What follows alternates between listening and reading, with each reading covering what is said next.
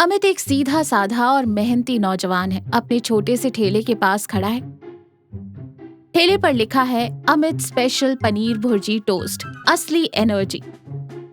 अमित खुद से बड़बड़ाते हुए कहता है, पनीर असली, मक्खन असली और मेरी मेहनत भी असली। लेकिन ये ग्राहक कहाँ गायब हैं? सब के सब बस सेठ के समोसे और कचौरी के पीछे पागल हैं।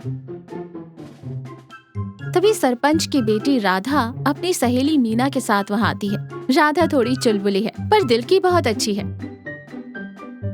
ए अमित, क्या बना रहा है? खुशबू तो बड़ी अच्छी आ रही है दूर तक। अरे राधा जी, मेरी स्पेशल पनीर भुर्जी टोस्ट है, एक बार खाकर देखिए। दिन भर घोड़े जैसी एनर्जी रहेगी शरीर में।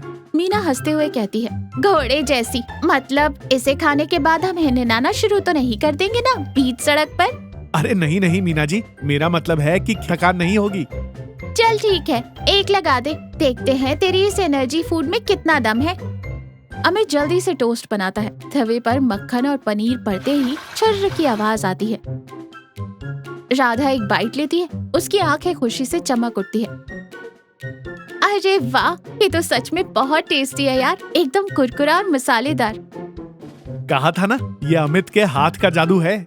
गांव के कुछ बड़े बुजुर्ग बैठे गपशप कर रहे हैं। उनमें से दीनानाथ काका भी हैं, जो हमेशा अपनी थकान की शिकायत करते रहते हैं। अरे भैया, आजकल तो शरीर में जान ही नहीं बचती। जरा सा कुदाल क्या चला लिया, कमर दर्द से टूट जाती है। तभी वहाँ से राधा गुजर रही होती है। काका, आप भी ना अमित का पनीर भुर्जी टोस्ट खाइए। कल मैंने खाया था। दिन भर घर और खेत का काम किया, फिर भी बिल्कुल थकान नहीं हुई। दीनानाथ जी हैरानी से कहते हैं, सच में? उस लड़के के टोस्ट में इतनी ताकत है क्या? हाँ काका, आजमा कर देखिए।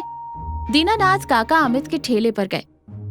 ओ अमित, वो अपना एनर्जी वाला टोस्ट देना जरा एक। अमित खुशी से बोला। अरे काका, अभी लीजिए, एकदम गर्मा गर्म। अमित टोस्ट बना कर देता है। दीनानाथ काका खाते हैं और संतुष्ट नजर आते हैं। स्वाद तो बढ़िया है। अब देखते हैं ये एनर्जी वाली बात कितनी सच है।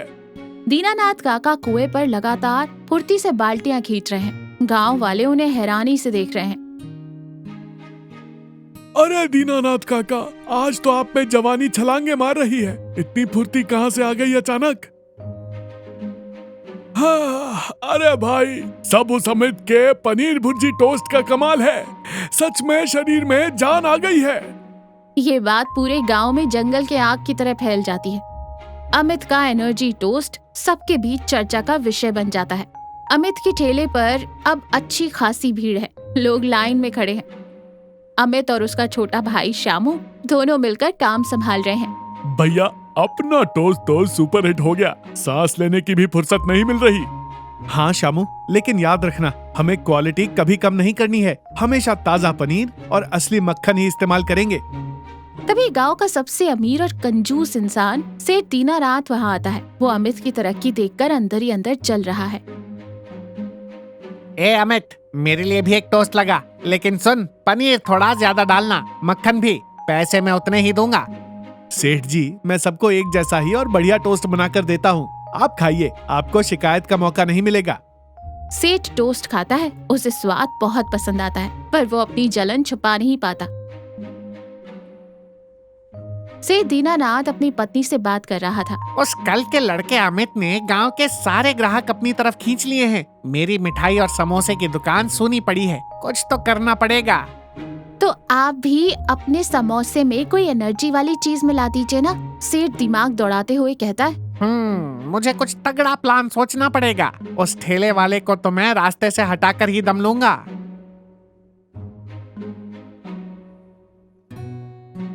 सेठ ठेले पर आता है। उसके हाथ में एक छोटा सा डिब्बा है। अमित, कल मैंने तेरा टोस्ट खाया, स्वाद था, लेकिन मुझे कोई खास एनर्जी महसूस नहीं हुई। अमित हैरानी से कहता है, ऐसा कैसे हो सकता है सेठ जी? हाँ, लगता है तेरे पनीर में वो दम नहीं है। देख, मैं तेरे भले के लिए शहर से ये स्पेशल एनर्जी पाउडर लाया हूँ। इसे अपने पनीर में मिलाकर बेच, फिर देख तेरा टोस्ट कैसे दुगने दाम पर बिकता है। अमित को सेठ की नीयत पर शक होता है। वो डिब्बा लेकर सूंघता है। सेठ जी, इसमें से तो कोई अजीब सी केमिकल जैसी महक आ रही है। माफ कीजिएगा, पर मैं अपने खाने में कोई मिलावट नहीं करता। सेठ गुस्से से तिलमिलाते हुए कहता है। तू बड़ा बेवकूफ है, मैं तेरा फायदा सोच रहा हूँ और तू ठीक है मत मिला, लेकिन याद रखना तेरा ये ठेला मैं इसी हफ्ते उठवा दूंगा। अमित उदास बैठा है। तभी शामू आता है। क्या हुआ भैया, आप इतने परेशान क्यों लग रहे हो? सेठ धनीराम ने ठेला बंद करवाने की धमकी दी है। वो मुझे खाने में कोई अजीब सा पाउडर मिलाने को कह रहा था। मैंने मना कर दिया। शामू गुस्से से कहता है। वो आदमी है ही ऐसा, लेकिन भैया आप घबराना मत, हम सच्चाई और मेहनत से काम कर रहे हैं। भगवान हमारे साथ कुछ बुरा नहीं होने देगा। कुछ दिनों बाद सेठ ने अपनी दुकान पर सुपर एनर्जी समोसा बेचना शुरू कर दिया है। उसने उसी केमिकल वाले पाउडर को समोसों में मिला दिया है, जिन्हें खाकर कई लोग बीमार पड़ गए हैं। दीनानाथ काका भी है। दीनानाथ काका करहाते हुए कहते हैं। अरे बाप रे, पेट में लग रहा है जैसे चूहे कबड्डी खेल रहे हैं। उस सेठ के समोसों ने तो जान ही निकाल दी। राधा और अमित भी वहाँ पहुँच जाते हैं। क्या हुआ काका? बेटी, सेठ के नए समोसे खाकर बीमार पड़ गया हूँ। पता नहीं पापी ने उसमें क्या मिला दिया है। अमित सब कुछ समझ जाता है। काका, सेठ जी मुझे भी वो अजीब सा पाउडर टोस्ट में मिलाने को कह रहे थे। मैंने साफ मना कर दिया था। गांव वाले सेठ पर आग बबूला हो जाते हैं। वे सब मिलकर उसकी दुकान पर पहुंचते हैं। सेठ जी, आपने हमारे साथ धोखा किया है। आपके समोसे खाकर हमारे बच्चे और बुजुर्ग बीमार पड़ रहे हैं। आपके खिलाफ तो पंचायत बैठेगी। सेठ कांपते हुए कहता है। अरे नहीं भाइयों, वो तो मैंने बस। अमित के ठेले पर फिर से लोगों की रौनक लौट आई है। सेठ भी सिर झुकाए शर्मिंदगी में वहाँ आता है। अमित, मुझे माफ कर दे बेटा, मैं तेरी तरक्की देखकर जलने लगा था। पैसों के लालच में आकर मैंने लोगों की सेहत के साथ खेलने की बहुत बड़ी गलती कर दी। आज तेरी ईमानदारी और तेरे असली खाने ने ही तेरी इज्जत बचाई है। कोई बात नहीं सेठ जी, इंसान अपनी गलतियों से ही तो सीखता है। बस आगे से किसी की सेहत से मत खेलिएगा।